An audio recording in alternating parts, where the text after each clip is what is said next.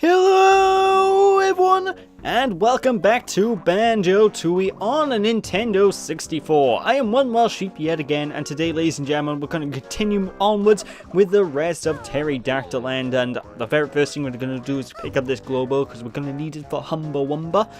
And there's actually an upcoming, not transformation, is an upcoming move that we are about to pick up fairly shortly, ladies and gentlemen. But before we actually go to get that move, we are going to need to get our Clockwork Kazooie eggs out, because there's another Rocknut tribe member just sort of laying behind the waterfall, and we need to do our best to deal with him. Now, how are we going to deal with him, you might ask? Well, simply put, just shoot the Clockwork Kazooie egg over here, and there's a tiny dirty little crevice that you're probably never going to really notice. Just send the Clockwork egg inside here, and lay the smack down. Bada bing, bada boom. Another one. A bite. The dust. Yep, everything just went shape of the pear. And there's two more of them left in the whole world. And honestly, the Rocknut tribe members, they're not that hard to find, to be honest. Like, I know it's, this world's really massive, but I don't know, I think the developers did a really good job at hiding those in such a way that they're hidden, but you don't need to look too hard to find them, you know, ladies and gentlemen. There's no Insomniac level design where they sort of hide one of those guys behind the beginning of the level, which I bloody hated in Spyro the Dragon. You know, ladies and gentlemen, which is a good thing. What can I tell you? By the way, this area by here, this is where we're going to get the next power-up for Banjo, but I hate this place. It's too bloody dark, and you guys will probably be able to see somewhat fine, but even then, it's just a very, very, very, very dark room. And if you were like me when you were a wee lad and you had a CRT television that didn't have a proper color calibration, you know, you wouldn't be able to see bugger all here. I just, no, I hated dark areas, especially in N64 games, because what I've noticed is the N64 is probably one of the worst consoles when it comes to dark areas. Like, every time there's a game that's extremely dark, and it's on an N64, oh my god, can I never see anything that's going on. Like, take Doom 64, for example. That's a pretty dark game, if my memory serves correctly. I remember that, and I couldn't see bugger all during playing that game, you know? It's just, I've always found the N64 be one of those consoles where darks are really dark, but everything else looks nice, you know? A bit really blurry because of the anti-aliasing the console uses, but anyway, I digress. What we just picked up there is the Taxi Pack. I believe that's the name of it. I wasn't actually reading. And basically what we're going to be using this ability basically all the time from this point onwards in the game, because we need to lift certain items from point A to point B, and the Taxi Pack is the only way to do it. In fact, if you remember back in Witchy World, I said there was a fat kid that we couldn't use to finish off a quest just yet. That we needed this ability to go back to get that kid, because that kid's too fat to move. So we need the Taxi Pack to pick him up and just carry him manually. And my question about this whole thing is Banjo's backpack like some sort of TARDIS or something? Because it just stores everything. Like, you can only store one of any item, I'll be honest, but you can store pretty much anything of any size. Like, we're literally going to be putting a whole dinosaur in there later on, ladies and gentlemen, for example. It's kind of ridiculous to think about. It's kind of maddening, if I'm going to be perfectly honest, but basically, we do need to pick up this power-up. Trust me, that move is one of the most pivotal moves you will end up picking up in this game. You will need that move, ladies and gentlemen. In fact, I would say that probably all of the moves, except for maybe the attacking ones, that are based around Banjo and Kazooie being split up, you're going to want to go out of your way to pick up especially anyway, because the later worlds in the game in particular, you'll find that you're gonna be splitting up Banjo and Kazooie all the time. Especially in the final world. Jesus Christ, the final world is 90% solo. You're very rarely Banjo and Kazooie in the final world, but I'm getting a little bit ahead of myself. I'm not talking about that just yet. I'll leave that to be a bit of a surprise. But you will want to open up that gate, by the way, especially for a quest we're going to be picking up a little bit later on in this part. So, trust me, go to that doorway and open that switch up. Trust me on that. Anyway, it's time to actually climb up the mountainside itself and lead us to the boss fight. Yes, this world also has a boss fight, and normally I try to leave the boss fights to be the very final thing. Oh, fantastic. Good job, me. But anyway, normally I leave the boss fights to be some of the final parts of a world I end up doing, but one of the exceptions will be the boss fight in this world, because a lot of stuff is locked out until you beat the boss. So I want to, you know, I figured I might as well get the boss done as soon as I physically can, so that the rest of the world will open up, you know, ladies and gentlemen. But there we go, there's another rock nut get done and dusted, and yeah, that's probably one of the only rock nut guys that's completely 100% mandatory to pick up, because of he is literally directly in our path, and we could jump around him, but you know, if you want to traverse up there as the dinosaur form, and Jesus Christ, I just left that entirely. Okay, Jesus H Christ, just get up there quickly. Oi. I love editing, it makes things so much easier. But we will be going up there later on as a dinosaur, as our Wombat transformation, you know, ladies and gentlemen. So you know, you're gonna want to clear that pathway out to make your life a little bit easier, because platforming with the transformation is not very fun. It's very tricky and very picky, I think the best word for it is. So you know. But of course, you do need to actually grab the spring step shoe power up in order to gain access to the higher peaks of this mountainside. And what's interesting about this mountainside is you can actually climb it from both sides. Like, both sides of the mountain have its own way up, so you will want to explore both of the pathways if you want to collect all the notes and stuff. Because it's very easy to climb up one side and then completely forget, oh, there's notes on the other side. So me falling off kind of actually helped me out, actually, because otherwise I probably would have forgotten to pick up those notes. So yeah, I totally fell off on purpose. Do you guys buy what I'm saying? No? Either way, it's time to deal with this this pterodactyls on top of this mountain who's shooting snot at us. That's disgusting. Come on now. Hoi. Come on, I dare you to come up the stairs aisle. So you, what happens to egg-robbing bears? Ooh. Don't ask what the hell voice that was. I honestly don't know what I was going for with that. But yes, it's time to tackle Terry, the titular boss character of Pterodactyl Land. And this boss fight's easy. It's like one of the easiest bosses in the entire game. All you really need to do is get your grenade eggs out, and bada bing, bada boom, you'll be able to complete this boss just fine. But of course, the music, as always, is fantastic. I love the soundtrack of this game. What can I tell you? You've probably heard me gushing way too much about the soundtrack, but I can't help it. Grant Kirkhope is a musical mastermind.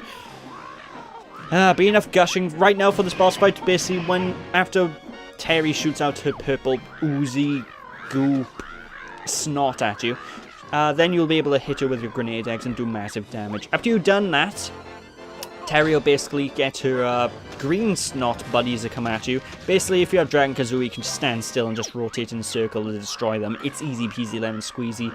And the difficulty sort of loops from this point onwards. The difficulty never really increases.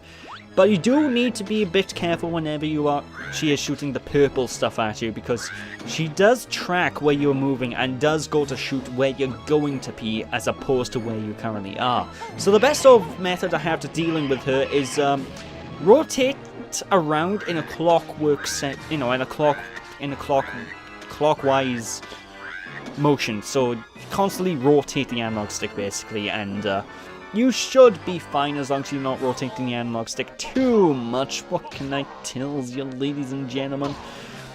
Of course, the only thing that may give you a little bit of trouble in this this phase of the boss is probably when the camera zooms in. Sometimes the camera can get caught up on the nest, which is a little annoying, but you know, it's not too bad. It's something I can deal with. What can I tell you, ladies and gentlemen?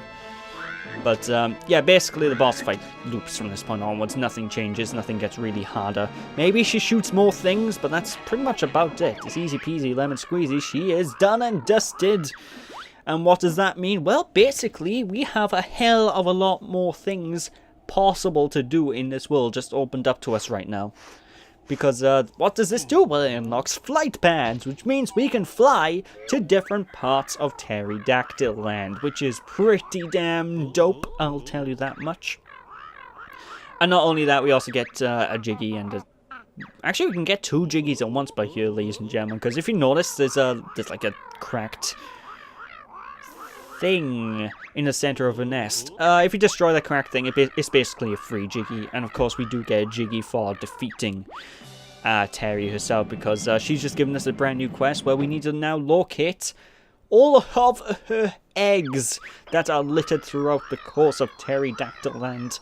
And basically you need the egg hatching ability in order to do this quest, so this is by large a solo Kazooie quest, but it does change up a little bit when you get to the final egg, which I'll talk about a little bit later on, which is largely why you needed to go to both the Unga Bunga and...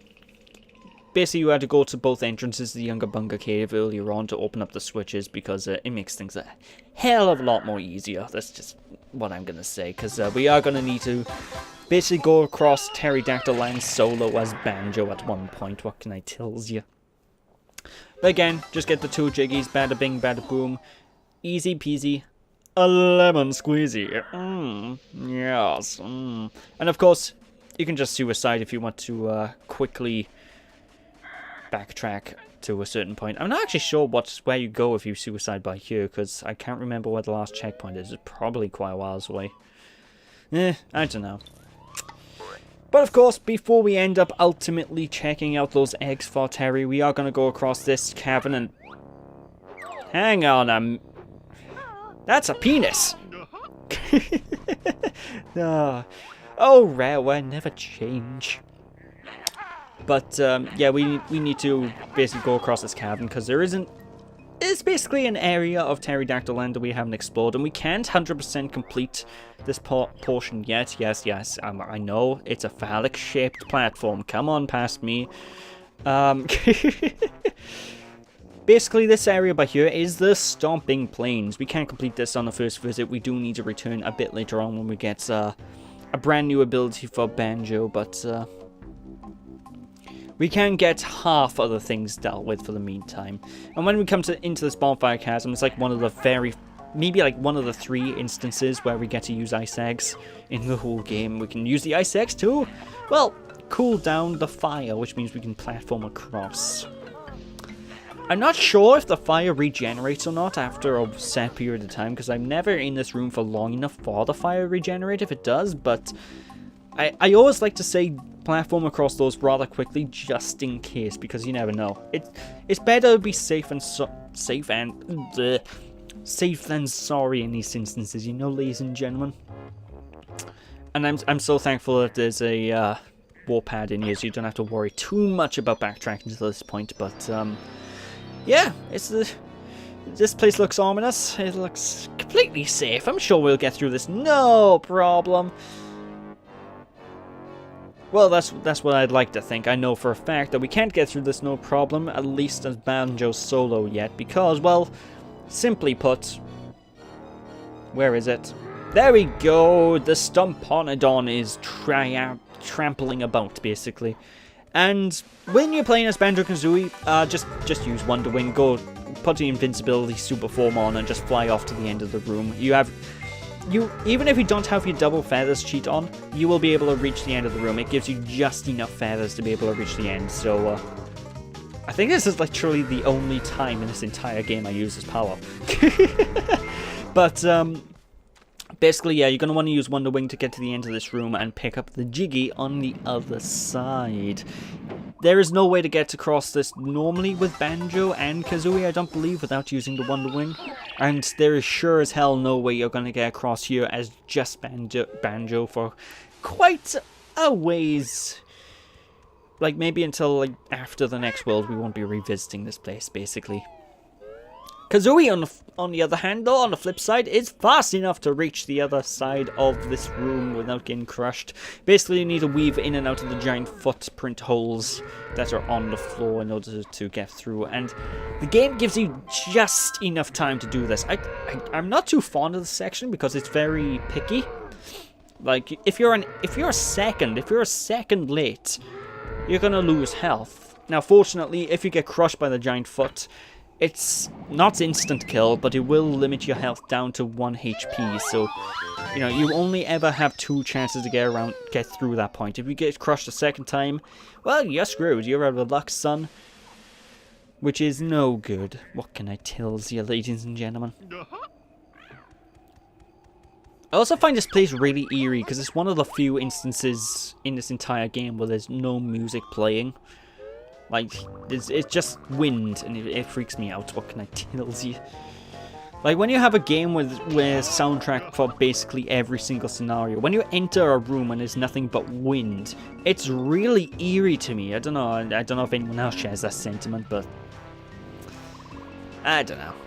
But anyway, time to head in behind the waterfall by here. Well, kind of behind, more like to the left of the waterfall, but yeah, it's time to enter here because this is an area where we haven't been before. This is inside the mountain, and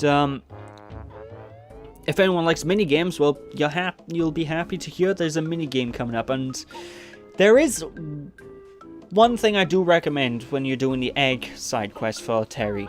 Do the egg that is inside this mountain first. That is just my recommendation because it is a pain in the arse later down the line otherwise, because the final egg of the eggs you have to pick up, you will need to use Banjo's taxi pack ability to use to get the egg child back to its mother, basically, you know. So basically save yourself a lot of trouble and get this egg first instead of last. That's mainly what I'm getting at, ladies and gentlemen. Of course, you'll see the egg a bit later on. Time to just jump on up and do the minigame first and foremost. And it was kind of interesting with this this minigame, because when we meet the guys giving us this minigame, Chomposaurus here, normally the dinosaurs talk to us in some way, shape, or form. Not this one. Oh, no. Hey, what's up, bro? What's up? Oh, he's gonna have a little sniff, and I don't trust this guy. What's he doing? Oh, Jesus, okay. He acts like a real dinosaur. He just gobbles you up without talking. Of course, he does talk to you when you're inside Chompa's belly, because minigame time. And this is probably the easiest minigame in the entire game. It's pretty damn simple, because it's basically a first-person shooter sequence. All you need to do, for the most part, is stand in the middle of the room and rotate the analog stick. Well, you don't even need to rotate the analog stick. You just point left and right. Basically, hold down the Z button and just run around randomly, and you're going to do this minigame. I don't think I've ever seen anybody fail this minigame. It's so easy. But of course, general rule of thumb will also always still apply. Always go for the greens and blues first, and the reds are always second priority, you know, ladies and gentlemen. Unless, of course, it's like 6 or 7 reds bunched up in one place where it's just a hell of a lot of score. But, you know, for the most part, easy peasy lemon squeezy. You're not going to have trouble with this. At least I hope not. And again, we're inside the belly of another creature. Why, Nintendo games? Why? What is with the N64 and going inside things' bellies? Jesus H. Christ. It's just... seriously. Like, I brought this up once already, how the N64 always has this weird fascination with people going inside other people's bellies, but... this is twice in a single game. Come on now, this is a bit lunacy here. Hoi. No, I don't want to play again. But anyway, good. Thankfully, Chompa does give us a reward for actually helping out his stomach issues. Like, I think those things are meant to be ulcers, which is kind of weird because I don't think ulcers... I think ulcers are literally... aren't they holes in the stomach lining or something? I don't know. I don't understand how that stuff works, but... is it ulcers I'm thinking of, or is it... I don't know, but basically there's it's a thing in his stomach. We needed to kill it. That's the main thing. But of course we're basically done with this room as Banjo, so let's just switch over to Kazooie and hatch that sodding egg before I forget, shall we? Like, seriously, you will want to get this egg first. This is... Every time I play through this game, this is always the first Terry egg that I always pick up, just because it's just a hell of a lot easier for me to do it this way. Yes, that's mainly what I'm getting at here, ladies and gentlemen. Because otherwise we need to open up that gate. And the big problem with opening up that gate and whatnot is I actually don't know how to get up to this portion of the level as Banjo and Kazooie, or just Banjo alone. I've never been able to work out where that door is, so... You know, just out of your own sanity and my sanity, just follow my guide in the same way. Just... Yes, it works. It's surprisingly adorable little pterodactyl child, though, so that's pretty neat. How is that baby gonna get through the cage? There's a cage in the... No? Okay, I don't know. Hoi! But anyway, let's just jump on down and get on moving onwards, shall we?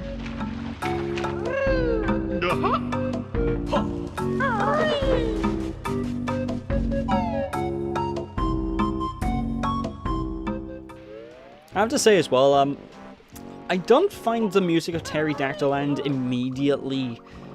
What's the word I'm thinking of? I don't find it immediately sort of, it doesn't come to my brain immediately when I think of this world, you know? The theme doesn't... It doesn't pop in my mind, but it is still a fantastic tune. I don't know, it's always a catchy beat when you're exploring. And one of the things I will say about the soundtrack in this game that I really love is the soundtrack never gets old. It's one of those weird things, like, if you're playing a game like this, you're going to be in levels for hours at a time, especially your first time playing through. So it's such a great thing that you will never get sick and tired of the music. The music's just got this catchy melody that you are going to love, you know, ladies and gentlemen. Oh well, I digress. It's time to get the transformation from Wumba, ladies and gentlemen, and if you recall, I did say this is my favourite transformation in the entire game.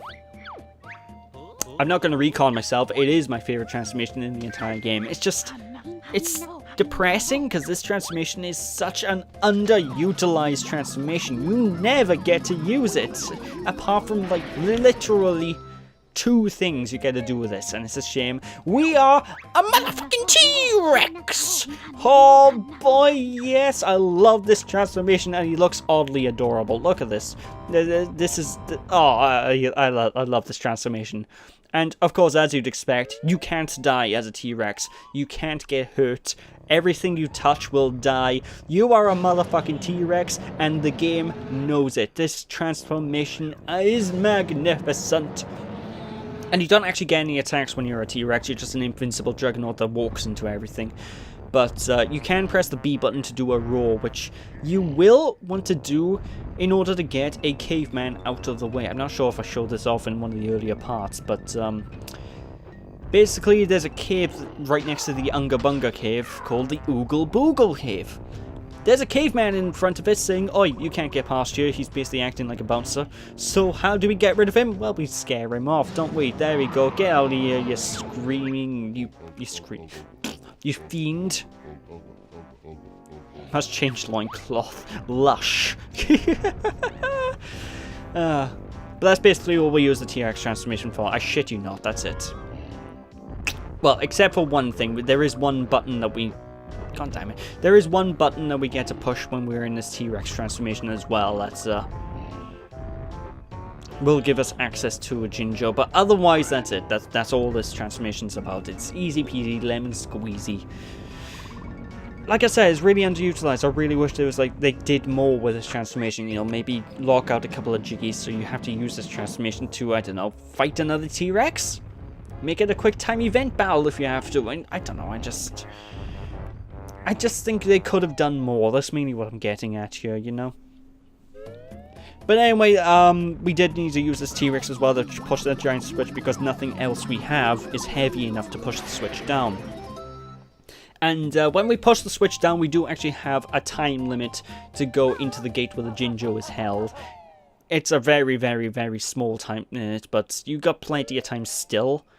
So you can get through this with maybe 10, 15 seconds to spare easily. Easily. Like, see, I had 13 seconds to spare. Easy peasy, lemon squeezy. Just get that ginger. Bada bing, bada boom. But that is not it for the Humber Hut yet. Because we will be returning to the Humber Hut a little bit later on. Because, well, simply put, there's another transformation for us to deal with. But, I'm not sure if we can actually... I'm not sure if that's in... No, that won't be in this part, actually. It's not much left time. So that'll be in the next part where we get to see that transformation. And oh my god, it's also just as adorable, if not more adorable than the motherfucking T-Rex. And I always have to reference the T-Rex as that because it just sounds magnificent. But anyway, if we go over to these cage areas by here, this is where you're going to get access to the final Rocknut tribe member. So just send the Clockwork Kazooie egg in here, and bada bing, bada boom, he goes down, and the Jiggy's still inside the Sonic cage. That's just I don't like it when games do that. They put like you destroy the thing, and suddenly, oh, the Jiggy, you have to go back through the thing again to get the Jiggy. Then again, I'm pretty sure Rareware intended you to get this particular Rocknut member earlier, but you know, it's still a mild inconvenience. It bugs me. Although I say that, but I actually needed to go through this cave system as Clockwork Kazooie egg again anyway, because there is a Jinjo in here that we need to pick up on. It is a little bit trial and error-y to figure out which way to go to collect everything inside these cages, but you know, after a couple of Clockwork eggs, you'll be able to figure out what rooms to go into exactly just fine, you know, ladies and gentlemen. What can I tell you? What can I tell you? Indeed, yes. And with that, ladies and gentlemen, that's actually it for this part. So, thank you all for watching. Hope you all enjoyed. Don't be sheepish, people. And I'll catch you all next time. Bye!